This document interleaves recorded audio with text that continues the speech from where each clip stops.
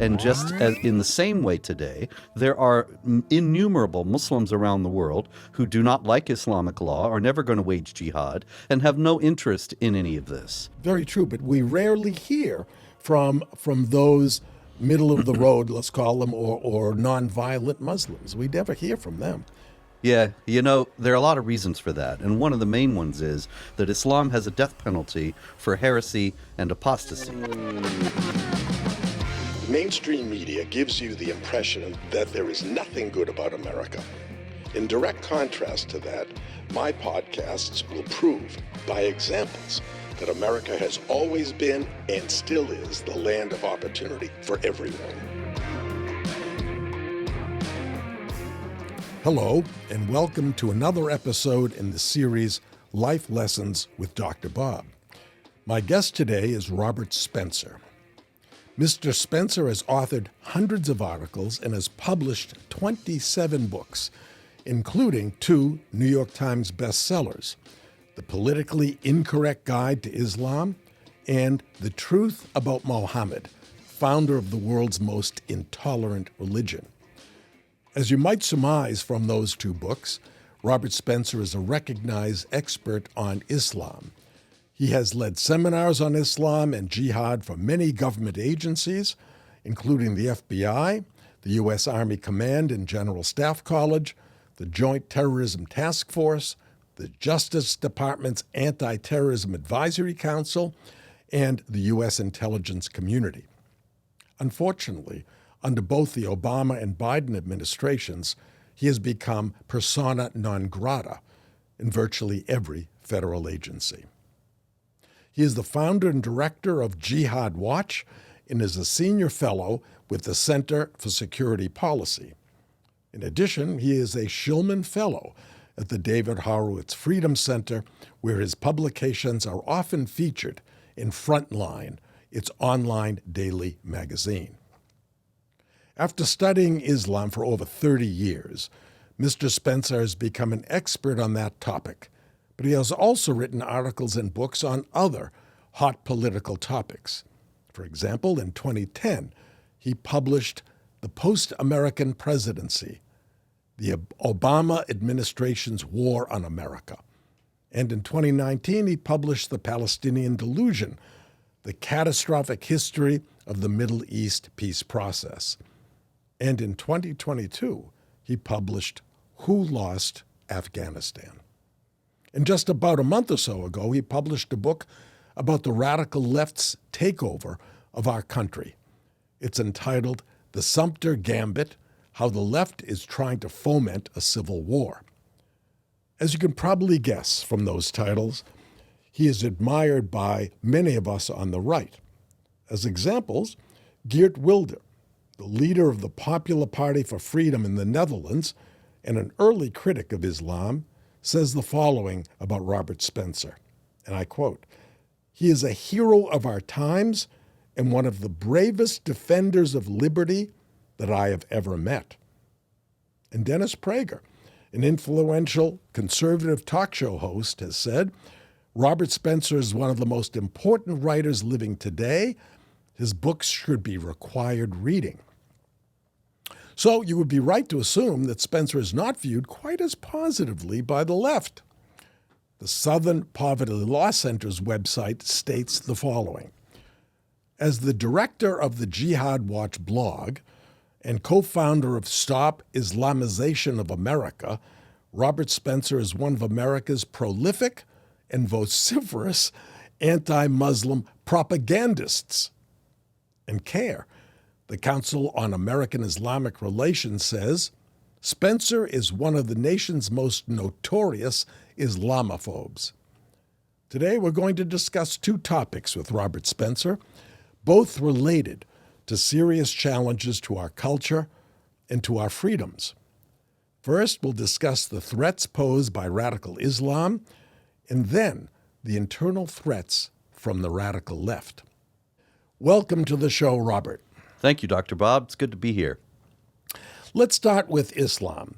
Geert Wilders, my good friend and head of the Popular Party for Freedom in the Netherlands, makes a distinction between Muslims, the people, and Islam, the religion. He is not anti-Muslim, but he is certainly anti-Islam. What's your take on that distinction? This is a very important distinction, and it's one that the left is deliberately trying to obscure. They have worked very hard to tar Wilders and me and others who speak the truth about these issues as anti-Muslim because they want to present us as being against a people, as against a group that we want to deprive of their rights or some other false charge. When actually we are opposing an aggressive, violent, expansionist, supremacist ideology. Right. It's more of an ideology than a religion. Yes.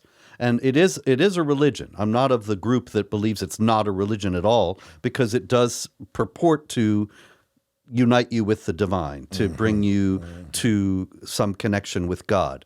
But its political and expansionist, violent aspects are the reasons why anybody who's not in it cares about it, and why it's a matter of concern for everybody who is not a Muslim and many who are Muslims all around the world. But the idea that to oppose this ideology means you're anti-Muslim in the first place is like saying if you're against Nazism, you hate Germans. When actually there were many Germans who were against the Nazis, who fought against them, and who were very happy when Hitler was defeated. And just as in the same way today, there are innumerable Muslims around the world who do not like Islamic law, are never going to wage jihad, and have no interest in any of this. And I have no opposition to any of them. As a matter of fact, I welcome them as allies. Very true, but we rarely hear from those middle of the road, let's call them, or nonviolent Muslims. We never hear from them. Yeah, you know, there are a lot of reasons for that. And one of the main ones is that Islam has a death penalty for heresy and apostasy. And so if you stick your neck out and say, I oppose jihad violence and I'm a Muslim, you're liable to get it cut off. I see. Because you'll be charged with heresy or apostasy by the Muslims who are violent. Then, on the other hand, also, there is no version of Islam that actually rejects violence and aggressive expansion of Islam and the hegemony of Sharia. These things are part of every last sect and school of Islamic jurisprudence, with the exception of a few small, very minor ones, such as the Ahmadiyya, who are 1.8% of Muslims worldwide and are considered heretics and persecuted as such in Pakistan. And so because there is so little representation for that point of view, and there's a death penalty connected with it, you don't find many of them speaking out. But if you go to the average Muslim community, there are a great many people who have no interest in fighting this jihad and are never going to, but they're just not going to speak up either. I see. But we're often told, especially by certain politicians, that Islam is a religion of peace. And you're a scholar of Islam. You've read, you actually read Arabic. Are there peaceful sections of the Quran, or are they outnumbered greatly by the militant, warlike excerpts? There are reasonably peaceful sections of the Quran. There's no section of the Quran that says that you should coexist peacefully with unbelievers as equals in a society that doesn't establish Islamic law. There's no such idea of that. There's no passage of the Quran that says that unbelievers have equal dignity as human beings with the believers. But there are sections that suggest a peaceful coexistence. It's not just that those sections are outnumbered, however. It is that they are superseded in Islamic theology by the passages that call for violence, warfare, and the subjugation of unbelievers. The idea in Islamic law is that what is revealed later in the life of Muhammad supersedes what's earlier if there's any contradiction. And the later passages are all the violent ones. Now, of course, we hear a lot about Islamophobia, and we're told that Muslims face discrimination and violence in the U.S. and around the world. But we never hear on the news about Muslim persecution of Christians, burning down churches, slaughtering Christians in majority Muslim lands. Now, you've written many articles and even published a book, Muslim persecution of Christians, but the media doesn't report on the widespread persecution of Christians in Arab lands. So can you give us examples where Christians are persecuted by Muslims? Oh, absolutely. One place foremost is Nigeria today, where on more or less a daily basis, there are murders of Christians by Muslims. There is a concerted effort by the Fulani herdsmen, they're known as in the media, but they're actually Islamic jihadis who are trying to establish a caliphate. They are making a concerted effort to drive Christians out of Nigeria altogether and make it an altogether Muslim country. And they're not alone. There's also Boko Haram and the Islamic State West Africa province, and Al-Qaeda and other jihad groups are also active in the same regions of West Africa. And so you've got a very serious effort to create an Islamic caliphate in West Africa. And the media, we have to understand at this point, and I think it's clear to more and more people, that the media is not a news source. It is a propaganda outlet for the left. And consequently, you're only going to get what the left wants you to think. You're not going to get reality. In the left's paradigm, in the left's propaganda template, Christians are always white oppressors from the West. I see. And Muslims are always victims. And so if a story doesn't fit that template, it doesn't get reported. So the Nigerian Christians, who are neither white nor Western, they don't get any play when they are victimized by Muslims because it doesn't fit the media template. Frightening. Frightening. Now, your book, Stealth Jihad, How Radical Islam is Subverting America Without Guns or Bombs, was published in 2008. How successful has radical Islam been in achieving that goal? Oh, they've been doing great because what they want to do is destroy the existing society and government and replace it with one that is based on Islamic law. That's the same objective that Islamic groups have around the world. As Maududi, the great scholar of Islam from the 20th century, he said, non-Muslims have absolutely no right to wield the reins of power in any part of God's earth. And if they do, then the believers must remove them from that power by any means possible. And that is what we see with the Islamic groups in the U.S. allying with the left and working to subvert the unity of the society, to exacerbate divisions, and to weaken the government and the people's loyalty to it. And it's working great. They're achieving tremendous success with this. But fortunately, in the past few years, we haven't had any reports of terrorist acts in our country carried out by Muslims. It seems that things have quieted down on that front. Why is that? First of all, is it true that it's quieted down, or they're just not being reported? But if it has quieted down, why? Well, they're certainly not being reported, and they certainly are still happening to some degree. But you're right also that it has quieted down. Obviously, we haven't had a major attack since 9/11, but there have been. No, but we had the Fort Hood massacre. We had exactly. Right. We had Boston, we had Fort Hood, we had Boston, San Bernardino, right, the Boston marathon, right? Exactly. And there were lots of them. Right. But it did quiet down. And I think that actually the reason you mentioned Stealth Jihad, and in that book, I quote a Hezbollah operative who, according to an FBI document, was captured, his communications were being monitored, and he was captured saying, "We are not mounting terror attacks in the United States. We're getting everything we want without them. We would only bring law enforcement's scrutiny down upon us if we did something, and so it's better we don't." And I think that that's how they're operating. But also, did you know, for example, Dr. Bob, that just a few months ago, there was a Muslim from Maine who traveled to New York City and went into Times Square and stabbed 2 people? Never heard of that. In the neck, as per the Quran. This was just a few months ago. Not reported. And that kind of thing, I have that at Jihad Watch all the time, but these stories don't get into the media for the same reason the Nigerian Muslim persecution of Christian stories don't get into the media. They don't fit what the media wants you to know. Now, Robert, you've written quite extensively about the threat to our country posed by radical Islam.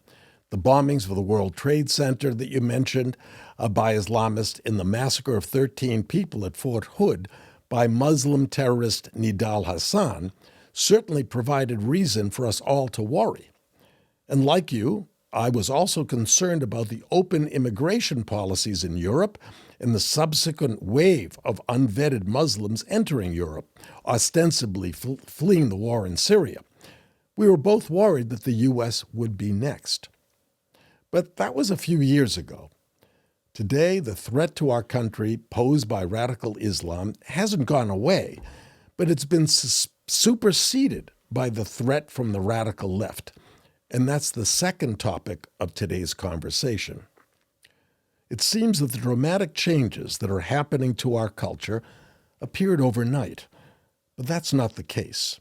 Starting in the 60s, the left has been working diligently to take over the main influencers of our culture. That means the universities and the media.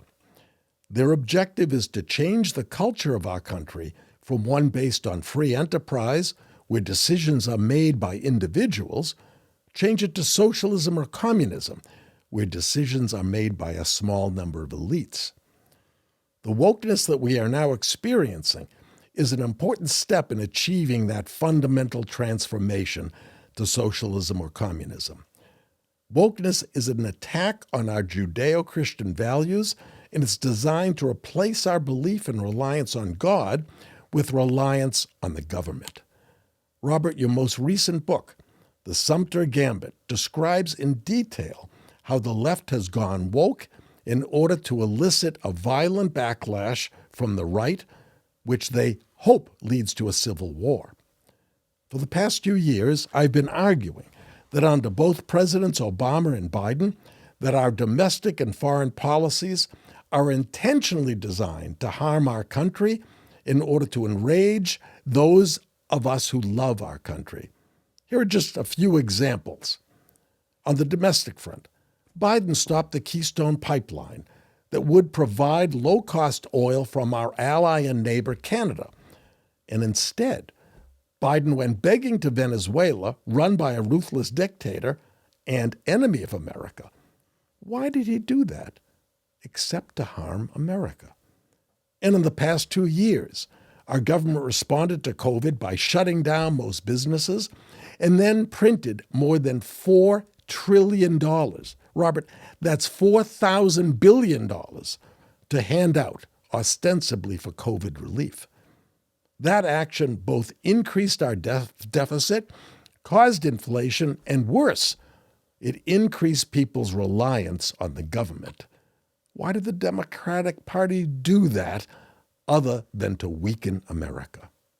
The cutting off of the Keystone Pipeline and crippling our ability to provide our own people with energy produced in our own country is all part of their larger socialist internationalist agenda.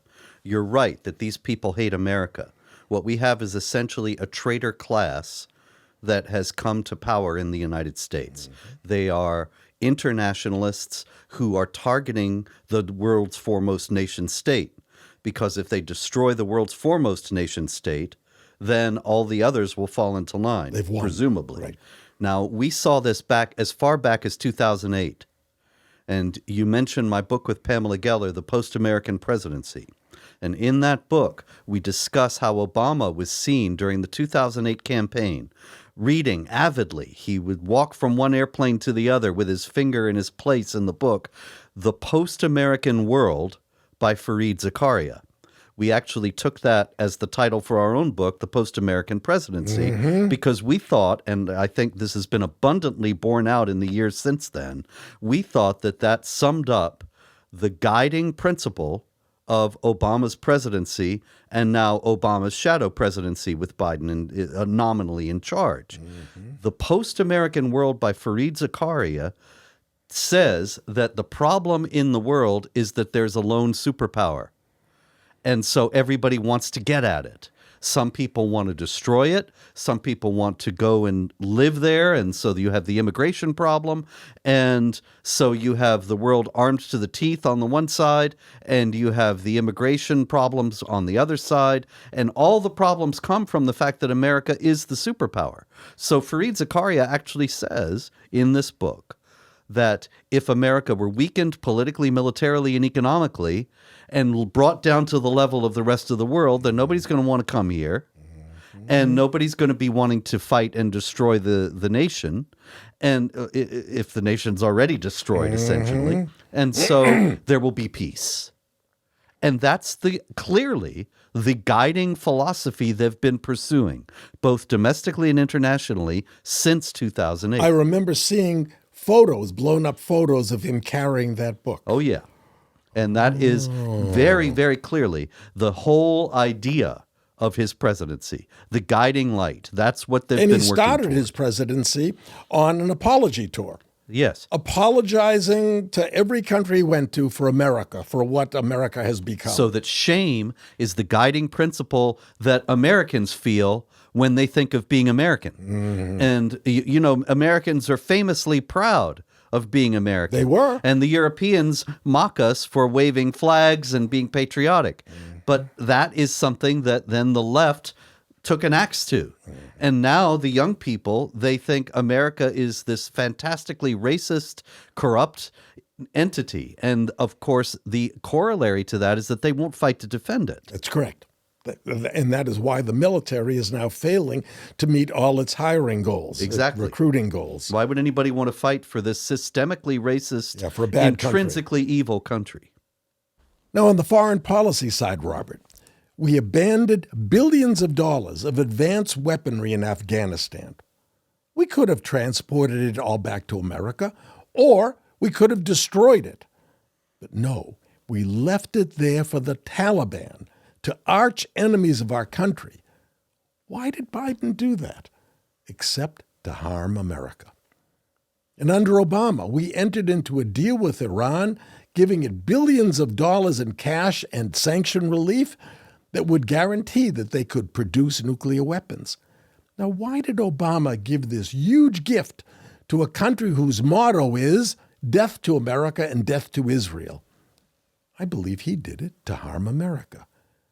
And why did Biden allow the Chinese spy balloon to traverse our entire country from the West Coast to the East Coast, sucking up confidential electronic information every moment of its journey, and then shooting it down only if it crossed all of the United States? Why is that? The answer, I think, is to weaken America by helping another enemy of America, China.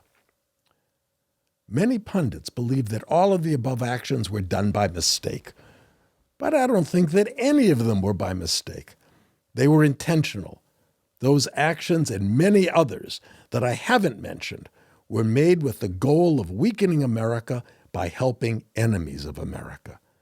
Robert, it's terrible to think this, but I believe that our country is currently controlled by individuals who hate America. They hate our culture, our free enterprise system. They hate all of our freedoms. It's a traitor class that wants to destroy the United States. They actively want to do that because they are internationalists who are trying to establish a global political entity because they believe that the source of all the problems in the world is that we have nationalism and we dislike each other because you are Because you're not a citizen of the world. You're a citizen of your country. If we're all citizens of the world, then we'll all love each other. I see. And so they erase the border and bring everybody in the world over here to weaken our national unity and national character. And they work in the schools to make the children hate the country so that they don't think it's worth defending and are happy to become part of this international entity. And it all works together. Well, I guess in somebody's dream, it would be wonderful if there was one world, but I believe the people are tribal. People like to hang out with people with similar views. People like to belong to a team, or they vote for a team. You don't go to a football team to vote and scream and yell for both teams. You choose a team that you feel comfortable with or that you want to support. And sports is a good analogy, because people often mock people who follow sports and say, well, what do the players always change, they trade them, they sign with the other team, and you're just rooting for laundry. But they don't understand that this is a very deep impulse of human nature. To belong to a group. Yeah. Right. And the group can't be the world. Now, if we were attacked by Martians, maybe we'd all, say, I'm a citizen of the world, we got to fight Martians. That's how it goes in the movie. That's how it goes in the movies, yes. right? But only in the movies. You go back to the Roman Empire, and you have one team of chariot racers and the other team. And the whole society, as a matter of fact, in the Eastern Roman Empire, a little bit later, was based on the blues and the greens, which originally were chariot racing teams. And they were vying for power in every arena of society. Getting back to your book, first I have to admit that when I read fiction, usually suspense stories, because they give me the opportunity to escape from the depressing negative news that assaults us on a daily basis. Your recent book is the first nonfiction book that I've read in many years, and I read it cover to cover in 2 days. On the first page, you dedicated the book as follows: dedicated to every sane American who wonders what happened. Then in each of the 8 chapters, you discuss what's happened, the different areas of our lives that are under attack from the left, from the way that we treat political opponents to gender to education. So let's discuss. We're not going to discuss all 8 of them that you talk about. We'll discuss a few of those crises in our culture today. On the political side, in a speech that Biden delivered on September 1st, 2022, that was with the red background with the 2 armed Marine guards, and you claim that he declared war on half of our country. Expand on that. In the first place, I couldn't help but notice it was September 1st, which is the day World War II started, when Hitler invaded Poland. Not a coincidence, perhaps. I don't think so. Okay. In the second place, you noted the ominous red and black background. Ominous. I've never seen a president or any politician ever speak with that kind of background. Exactly. Never. And that was, but as I recall from movies or newsreels that I've seen, you did see Hitler giving speeches with that kind of background. Well, those were the colors of Nazism. That's the Nazi flag. It's the red and the black. And I don't think that was a coincidence. The Marines standing behind him. There's never been a president who's given an address with a couple of military men behind him. Standing there, yeah. And why were they there? The threat is clear. Mm-hmm. You toe the line, or the full weight of the U.S. military will be brought down upon you. Now, what Biden said in that speech was that Donald Trump and the MAGA Republicans are a threat to the very foundations of the republic. Right. And that's half of the country. That's half of the country. And there have been all these presidents, and never has one ever said anything like that before. There has never been a president who has said that his main opponent and half of the country is outside the bounds of what's acceptable political discourse in the United States. To say that is to destroy the very foundations of the political system in the U.S. as it's operated since 1776, or at the very least 1789, when George Washington became the first president under the Constitution.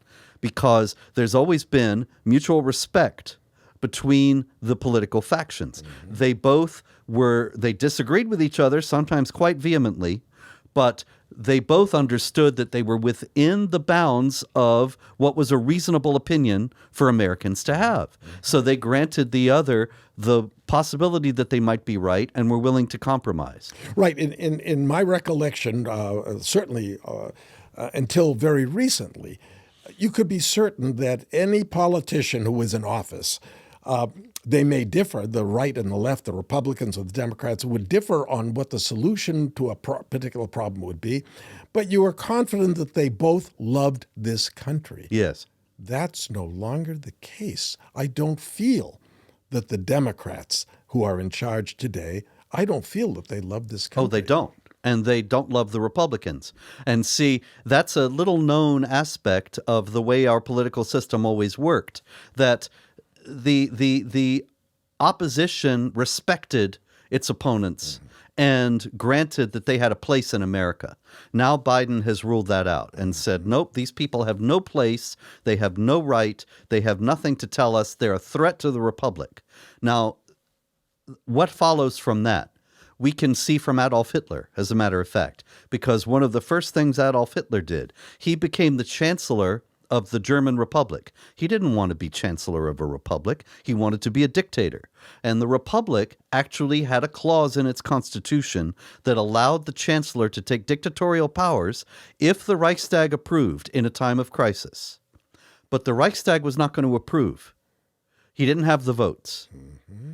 So suddenly the Reichstag building caught fire. He blamed the Communist Party, which was a large party in Germany, and outlawed it, arrested all its members, including the Reichstag deputies. So suddenly he did have enough votes without the communists in the Reichstag, and he was able to get his dictatorial powers. So we can understand from this is how these totalitarians work. And make no mistake, the Democrats today, they're totalitarians. Yes. And Biden made that clear in this speech by saying this, that the next step will be to outlaw the MAGA Republicans. There will be an executive order. Donald Trump was already arrested. Right. And that's frightening. Frightening. Yes, that exactly. The full power of the Justice Department, the FBI, raided his home. Mm-hmm. First they raided his home, then he was arrested. Next thing, he'll be imprisoned. It's inevitable. And then the arrests of his followers will begin. And they've already begun too. Are you familiar with the case of Douglas Mackey? No. Douglas Mackey was a meme artist. You know the memes online, the little photos with jokes and quips and that kind of thing. And so he made a meme during the 2016 campaign that said, vote, I'm with Hillary, vote by text. And here's how you vote by text. And it was all a joke. You can't vote by text, at least not yet. And you couldn't certainly in 2016. He just was found guilty of election fraud, and he faces 10 years in prison. Now, at the same time, there was a woman who was a Hillary supporter who made a very similar meme for Trump saying, avoid the lines on Tuesday, vote on Wednesday, which also you can't do. And she, of course, was never arrested and faces no jail time. He was arrested for ostensibly violating some election laws? Yes, interfering with people's right to vote, by committing doing election fraud by his meme. 10 years in prison. Whereas a virtually identical meme on the other side goes unpunished. And so it's clear they're targeting the supporters of Trump and the so-called MAGA Republicans. And he's by no means the last who's going to be arrested and prosecuted. It's part of their overall effort to criminalize dissent, which has never happened in the United States before. But it's hate speech. Exactly. That's a weapon in this struggle. Right. To call it hate speech, to call it disinformation, and then say, we have to protect you from this hate speech and disinformation by silencing those who are purveying it and giving you the real story. It is right out of George Orwell's 1984, which I recently reread. Of course, everybody used to. Yes. You were told you had to read it in high school or in college. It was mandatory, and how prescient it was.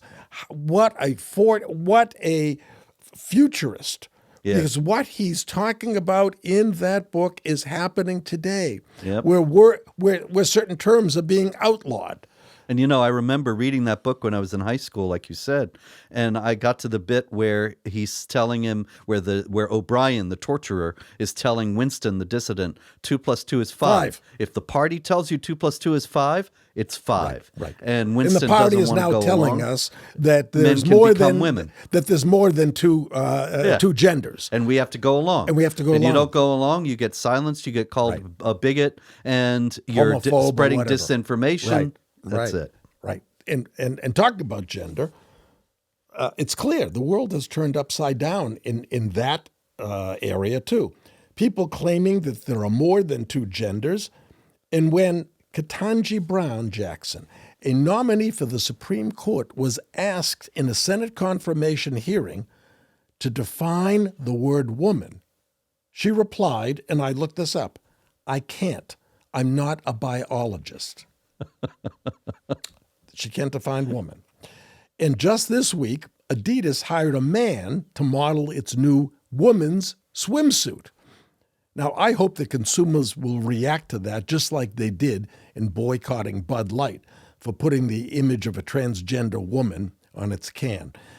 But where is this going on? Why is this happening? Well, in the first place, it's designed to sow confusion. It's designed to make somebody like Ketanji Brown Jackson, who is a Supreme Court justice after all now, and was a prominent lawyer and a prominent attorney who gained a reputation that was enough to get her on the Supreme Court. Of course, we know she got on the Supreme Court because she's a black woman. Right. But she had to be a reasonably accomplished black woman or she wouldn't have been considered in the first place. But now she's afraid to define basic commonsensical term that everybody in the world knows, because she knows that if she had defined it in any way, she would have risked angering one of the powerful lobbies on the left. Right. And so she didn't dare say it. And so the lesson to all of us is clear. You can't trust the evidence of your eyes. You can't trust your common sense. You can't look out into the world and make sense of it. You have to see what the government is saying and do that. Repeat it. Otherwise, you could get in serious trouble and lose your career and lose your home and who knows what else. Mm-hmm. Mm-hmm.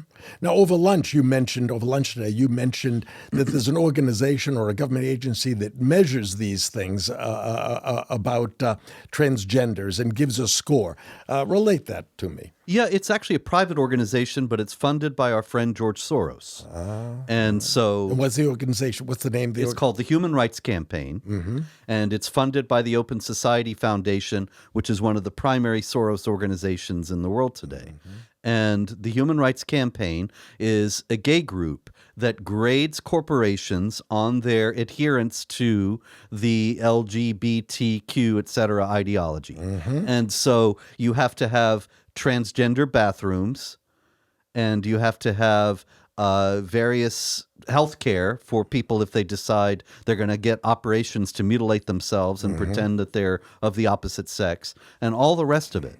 And and they provide a rating. You have a checklist and you get points, and it's your CEI score, something equity score, and anyway CEI, and you get all the corporations get this, and if you get 100% CEI score from the Human Rights Campaign, then they give you an award that this is one of the best places for LGBTQ people to work. Wonderful. But really, it's just it's a modern version of the old mafia protection racket. That if you toe the line and you pay the protection, or your windows get broken in your store, and it's the same thing now. You play along and you impose this gay ideology on your employees. And if you don't, you get a low score. And then you get boycotts, walkouts, bad press. I see. And you're ruined. So I can't imagine that the CEO of Adidas thought it was a good idea to they thought they had to do that. And they figured that, everybody, all the corporations play ball with the left because they know that the left will make them pay. The first make time... them pay if they don't. Right, exactly. The first time the Patriots made them pay, if they offended the Patriots, was with Bud Light. And that's still the only example. All these years now, since all this started, the left has been owning the corporations and making the corporations dance to their tune. With no penalty from those of us on the right. Exactly. Yeah. Now with Bud Light, it looks like there is pushback. Yes. Finally, we have to do that. Let's talk about immigration. Democrats continue to be incensed by Russia's invasion of the Ukraine.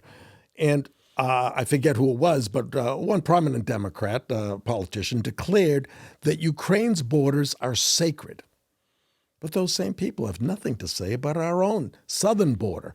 where millions of foreigners are entering our country without permission and without any vetting at all. If borders in the Ukraine are sacred, then why aren't our borders sacred, Robert? Our borders aren't sacred because we are the laboratory rat for their internationalist project. We are the foremost nation in the world, and so if they destroy the foremost nation in the world, like I said, the rest will fall into line. And so the border is open in the south so that you bring in a large group of people who don't speak English and will have trouble finding work. And thus they will become dependents of the government. And thus they will become Democrat voters. Exactly, because they will keep the money flowing to them for doing nothing. And once you start paying people to do nothing, it's very hard to get them to do something. Yeah, they'll keep on doing nothing. Yes, and they'll keep on demanding that you pay them. And so, excuse me, they'll keep on demanding that you pay them. And so the idea is, in the first place, to increase dependence upon the government, but also increase the voter base. Are all these people. A few years ago, you watch a movie from the 50s, and America looks vastly different. And it's not just the clothing styles and the cars. You did not have these massive populations of people who do not have a European background. Now, people, when you talk about this, they say, oh, see, you're a racist, you're a Nazi, you want only white people in America. Absolutely not. There have been black people in America since the beginning.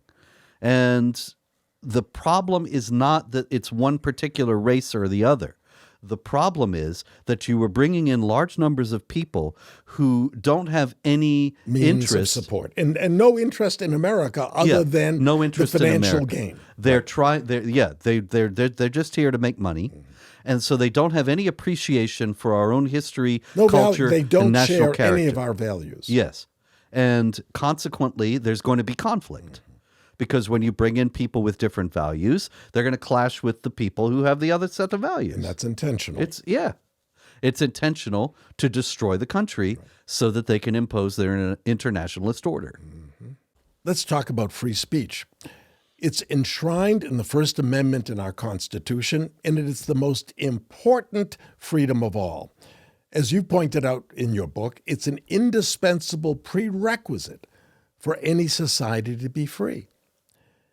In what way or ways is freedom of speech being challenged in our country today, Robert? The elites today do not believe in the freedom of speech, and they want to destroy it. It's very clear that they are unanimous in this, and they're working very hard to do it. The Biden administration instituted a disinformation governance board. I remember this. Yes, it was a while ago. Within the Department of Homeland Security, and that also was ominous because they were implying that this alleged disinformation was a national security threat. And it'll be enforced by as a the terrorist Homeland. threat. Right. And so you have the Disinformation Governance Board did not fly because it came out and people got upset and started Enough to people got upset. Exactly, and started to press the administration on free speech grounds, and they backed off. But they didn't back off. It's not as if they suddenly discovered they really love the freedom of speech. No, it's They're just on the doing shelf it in for a other while. ways. It's on the shelf for a while. Exactly. Right. And there are actually several disinformation agencies that are operating within the Biden administration. Oh. Yeah, that's right. And they're specifically, they're supposedly countering disinformation from foreign entities. That supposedly the Russians are sending fake news into the United States and so on, and they're combating that. But once you set that up, then obviously you're going to be dealing with domestic issues. Sure. And it's the idea, I think they got the idea during COVID, when there were legitimate experts in medicine who disputed the claims of Fauci and others about the spread of COVID and the utility of masks and where did the 6 feet distance come from, and that was called disinformation, and they were barred. Those people, those scientists and doctors, with tremendous resumes, were suddenly not able to use Twitter. They were not able to post anything. And that's how it started with We Can Fight Disinformation. So the government wants to define that this is okay, but that's not okay. Yes. And pretty soon, if you start saying what's not okay, you will be not only deplatformed, you'll be hounded. The IRS will come after you. Somebody's in power is going to come after you. And Obama, who is obviously guiding this administration, has spoken several times about how important it is to stamp out disinformation and how people just don't have time to sort out truth from falsehood. Yeah, well, it's our and job. The government has to do it for them. Hillary Clinton has spoken about this. It's clearly an agenda that the Democrats value very highly and are pursuing relentlessly. Well, and as you know, they claimed that when Trump was talking about Hunter Biden laptop, right away, that was Russian disinformation. And that's criminal because that was 51 top intelligence agents. Signed. That was John Brennan, James Clapper, people who were the head of the CIA, head of the Directorate of National Intelligence. Right, Clapper.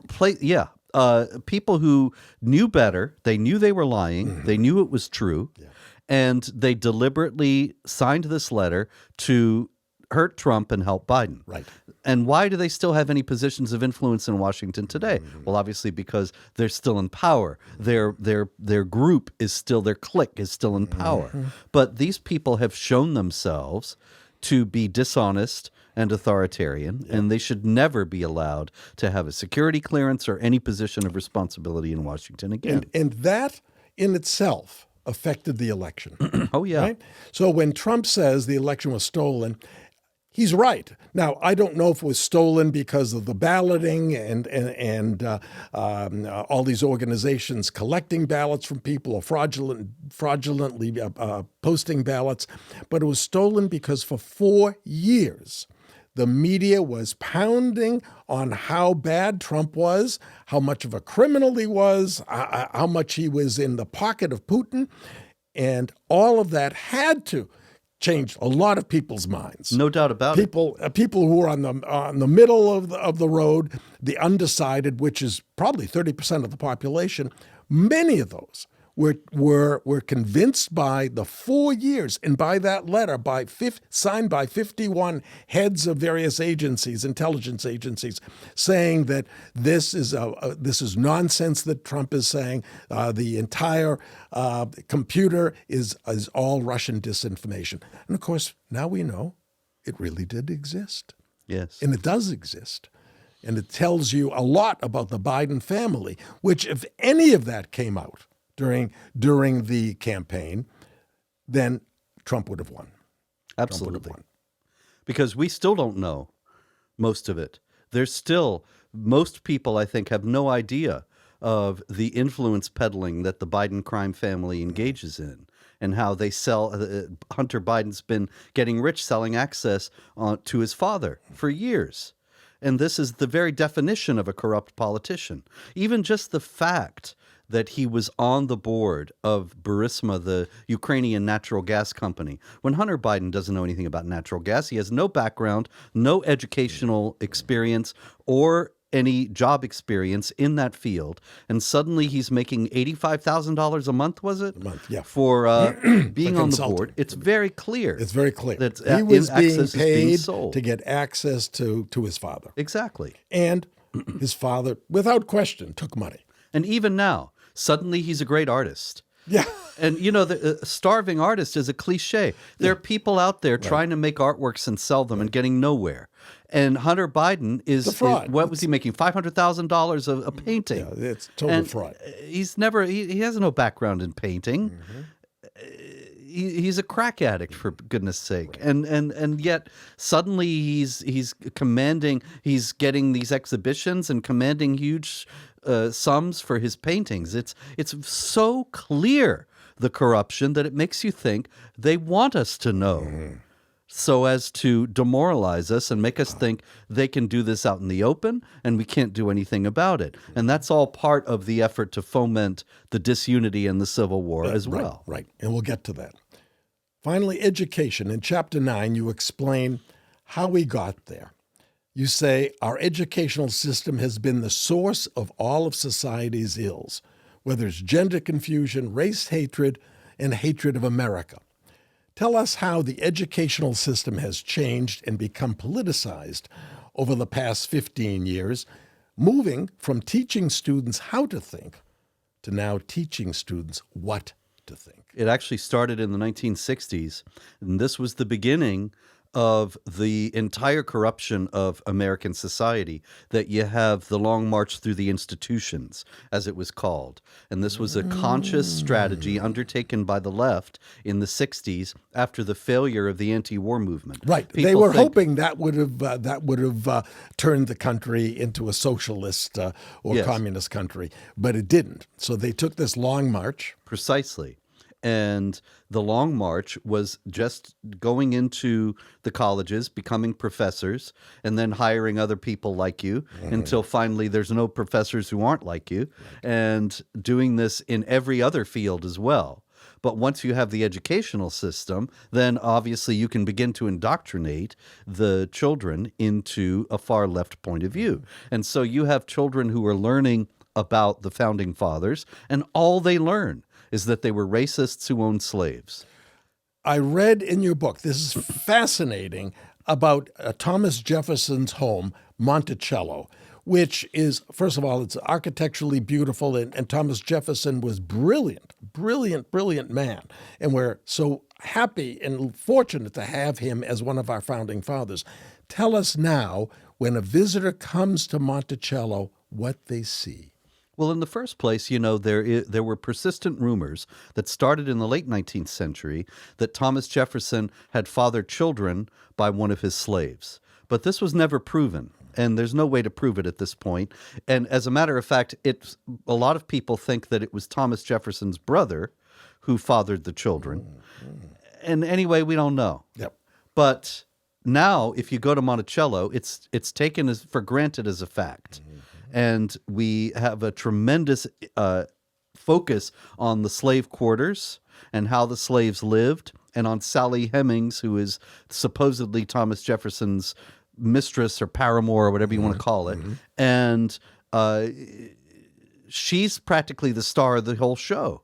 You hear very little, if anything, anymore about how Thomas Jefferson framed the Declaration of Independence, how he was a tremendous scholar with achievements in other fields. You don't hear about it. It's only about the slaves and his relations with the slaves. And you mentioned, talk about the books that are in the bookstore in Monticello. In Monticello, you would expect that the bookstore is going to be giving you a biography of Thomas Jefferson or something of that kind. Books from the times that he lived. But instead, you have books about slavery, books about critical race theory. Current books. These are current books. Yes, Ibram X. Kendi is one of the foremost so-called scholars of the current race resentment and critical race theory industry. And his books are there. His books are there. Yes. And books about Sally Hemings and being a slave, but nothing about Jefferson. Frightening. Now, as I mentioned, in each of the chapters, Robert Spencer recounts the crises that are occurring in our country, telling us in detail what's going on here. In the final chapter, entitled, "Is the End Near?" he tells us why these fundamental changes to our culture and to our society are happening. So tell us now, Robert, why you think the left has instigated all of these fundamental changes in our country. As you may recall, on October 30th, 2008, a few days before Obama was to take the oath of office to become president, he spoke to a large crowd and said, and I quote, "We are 5 days away from fundamentally transforming the United States of America." I think that was his plan, to fundamentally transform our country from Abraham Lincoln's dream of a government of the people, by the people, and for the people, transforming it to a government of elites, by elites, and for elites, with total disregard of the people. That was Obama's plan, and now 15 years after Obama put his plan first into action, we are seeing, I'm afraid, the final stages of that plan being executed. What are your thoughts? Yeah, that's absolutely right. I think what's happening here is summed up by our mutual friend David Horowitz's adage: "Inside every progressive is a totalitarian screaming to get out." Now they're getting out. These people are, as we have discussed, opponents of the freedom of speech. They obviously want to disarm the population. And if you have no way to speak out against the tyrant and you have no way to defend yourself against the tyrant, then the tyrant can do whatever he wants, unhindered and unimpeded. And that's the objective. The idea is that these people are Marxists. They are totalitarians. They hate America because America is the foremost opponent of Marxist totalitarianism. And so if they destroy America, then Europe will fall into line and they will have their global Marxist state. And that's what they're working toward, and that's what they think that they're very close to cementing, because once you have the elections and you know all the elections are going to go your way, and we saw how disappointing 2022 was when it looked as if there would be a big red wave and it turned into a ripple. Right. Well, why is that? Because they have the mail-in ballots, they have the ballot harvesting, they have 1,000 ways to cheat. Right. And so 24, I would like to say that's a big source of hope, but it's unlikely that any of that's been dismantled or is going to be dismantled before the election. And then they will seal their victory. The only thing is, America is still full of free people who value freedom.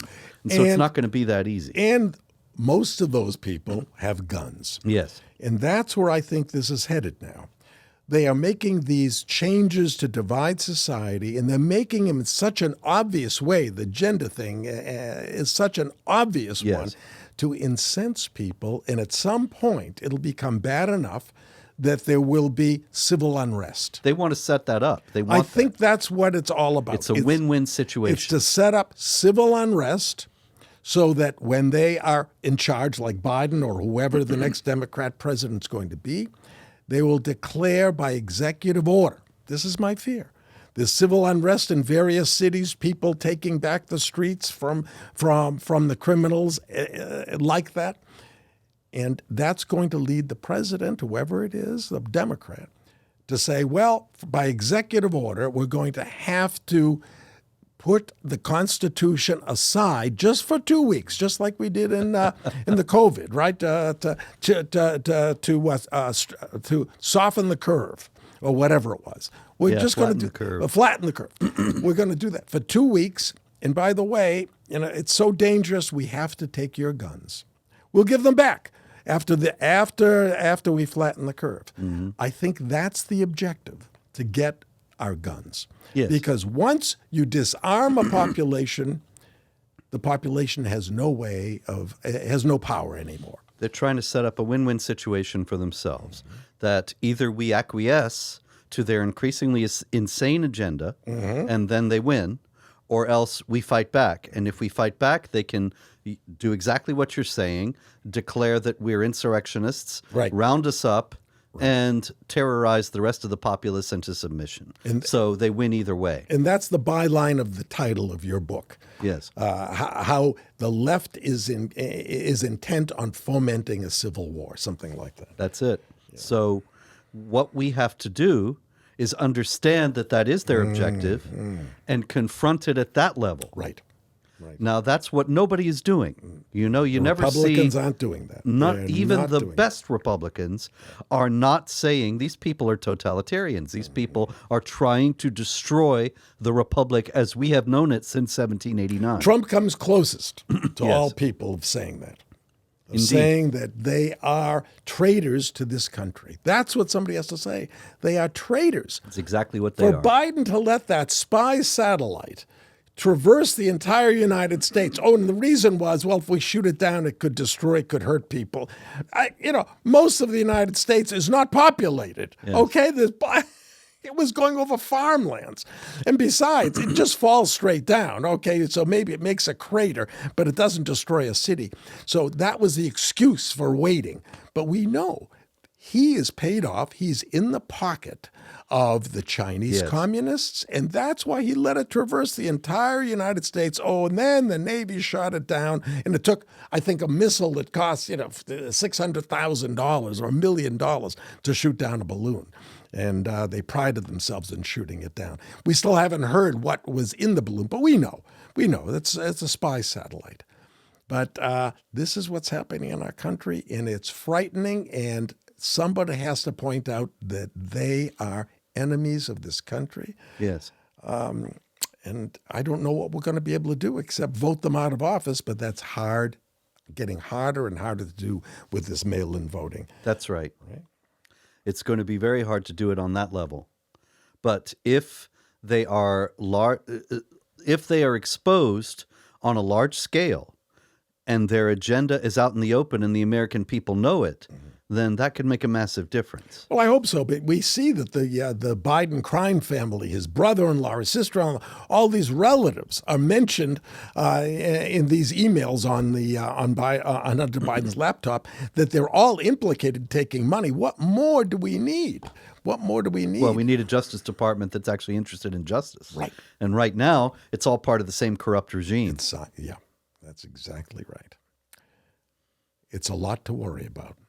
Robert, I want to thank you for spending time with me today to share your observations about these fundamental and scary changes that we are all experiencing. America is at a tipping point. You and I and all patriotic Americans pray that it will tip our way.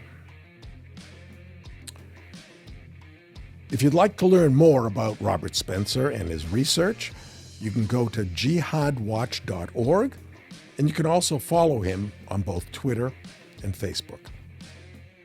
Thank you for watching. And if you enjoyed this episode of Life Lessons with Dr. Bob, please subscribe and you'll be automatically notified of future podcasts in this series.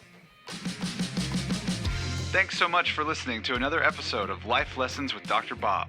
If you enjoyed these interviews with some of today's most influential thought leaders, please follow and rate the show on your favorite podcast platform. And don't forget, you can also watch each episode on YouTube as well. We'll see you next time.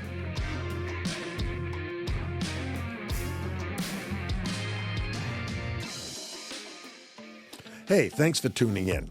I appreciate reading your comments on YouTube and social media, and now you can submit your questions on my website as well. Head over to lifelessonswithdrbob.com and click the question tab at the top of the page or the one on the right side of the screen, and let us know what's on your mind. I'll answer your questions at the beginning of each episode, so let it rip. Let's have some fun.